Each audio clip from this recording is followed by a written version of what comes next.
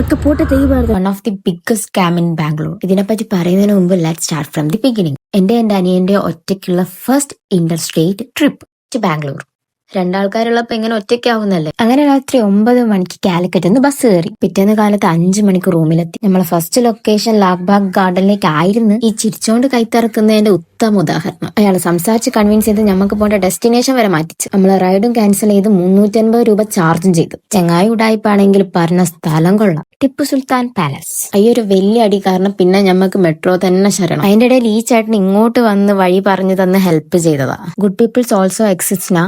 Budget friendly trip ആയതുകൊണ്ട് തന്നെ food വരെ മിനിമലൈസ്ഡ് ആയിരുന്നു. ഇനി ഇതിനെപ്പറ്റി പറയാം. ഈ കുബാൻ പാർക്കിലേക്കുള്ള യാത്രക്കിടയിലാണ് ഞങ്ങൾ ഈ സ്ത്രീയെ പരിചയപ്പെട്ടത്. ഇങ്ങനത്തെ ഒരു ഉടായ്പാണ്, തിരിഞ്ഞു പോലും നോക്കരുത് നമ്മളോട് പറഞ്ഞിക്കി. പക്ഷെ വെള്ളം ചോദിച്ചാൽ എങ്ങനെയാ നോ പറയാ. പിന്നെ ഓരങ്ങോട്ട് ചോദിക്കാണ്ട് പറയാണ്ട് മന്ത്രങ്ങൾ ചൊല്ലാൻ തുടങ്ങി. പൈസ ഒന്നും വേണ്ട ചേച്ചി, ഒരു 200 രൂപ എടുത്ത് ദേവിക്ക് ചുറ്റിയിട്ട് തിരിച്ച് പോക്കറ്റിൽ വെച്ചോന്ന് പറഞ്ഞു. അങ്ങനെ ചെയ്തുകൊണ്ടിരിക്കുന്നതിന്റെ ഇടയിൽ കൂടെ ആ പെണ്ണുമ്പിള്ള കയ്യിൽ നിന്ന് പൈസ തട്ടിയെടുത്ത് തൊള്ളേക്കിട്ട്.